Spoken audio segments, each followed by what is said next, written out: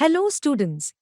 In this lecture, we will discuss the plasma membrane of a cell, its nature, and the transportation that occurs through it.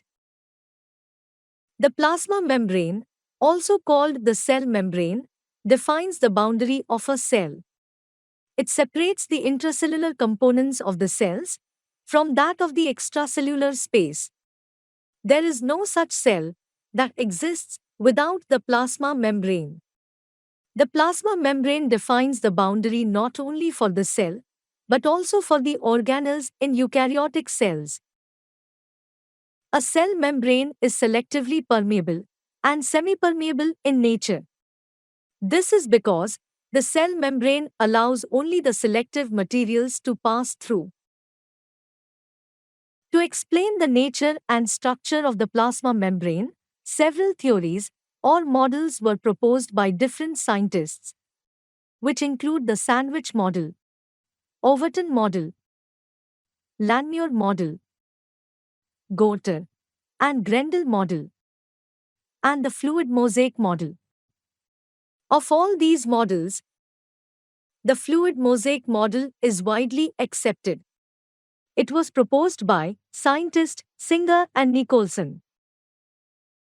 The fluid mosaic model explains that the cell membrane is a lipid bilayer in which the proteins are embedded in a random fashion.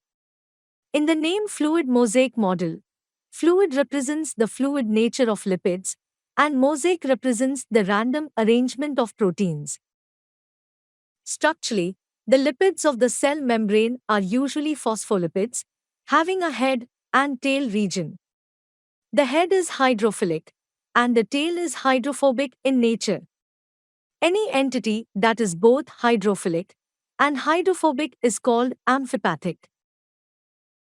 Let us now talk about the proteins of the cell membrane. There are two types of proteins present in the cell membrane: peripheral or extrinsic proteins and integral or intrinsic proteins. The peripheral proteins are present on the surface of the cell membrane, either on the inner surface or on the outer surface. In contrast, the integral proteins are embedded into the membrane. Certain integral proteins pass from one end to the other end of the cell membrane, called the transmembrane proteins. In terms of integrity, the peripheral proteins can be easily separated from the membrane as they are bound non-covalently. Spectrin is an example of peripheral proteins. In contrast, integral proteins are difficult to separate from the membrane as they are bound covalently to the cell membrane. Integrin is an example of integral protein. These are the structural details of the cell membrane. After the structural details and integrity, let us now discuss the transportation that occurs through the cell membrane. As mentioned earlier, the cell membrane is semipermeable and selectively permeable in nature. The transportation across the cell membrane is carried out in four different modes: diffusion, osmosis, carrier proteins, and bulk transport. Of these four modes of transport, the one that utilizes energy in the form of ATP is considered active transport. Active transports usually occur against the concentration gradient, meaning when the particles are to be transported from the lower concentration region to the higher concentration region. Likewise, the one that does not utilize energy is considered passive transport.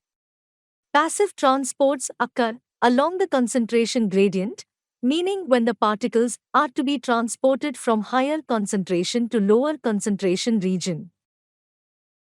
Let us understand the concept of diffusion.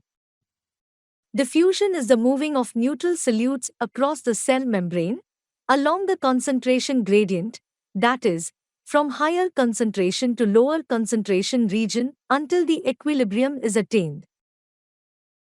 Let us discuss osmosis. It occurs when water molecules move across the cell membrane from higher concentration to lower concentration region until the equilibrium is attained. When it comes to the transportation via carrier proteins, generally, the polar molecules cannot pass through the lipid layer as the lipids are nonpolar. Carrier proteins facilitate the transportation of such polar molecules across the membrane. These carrier proteins are of three types, namely the unipolar, the sympolar, and the antipolar. Examples of carrier proteins are the calcium pump, the sodium-potassium pump, etc. Endocytosis is a process by which the substances are brought into the cell from the surroundings. The plasma membrane invaginates and surrounds the internalized substances to form a vesicle. This vesicle buds off into the cell, getting separated from the plasma membrane.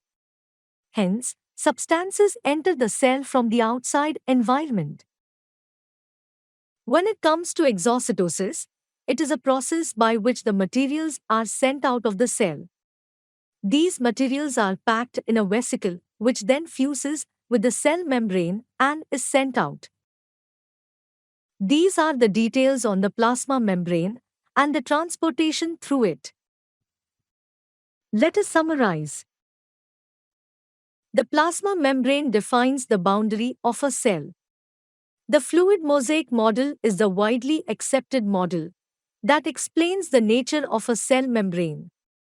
A cell membrane is a lipid bilayer in which the proteins are embedded randomly.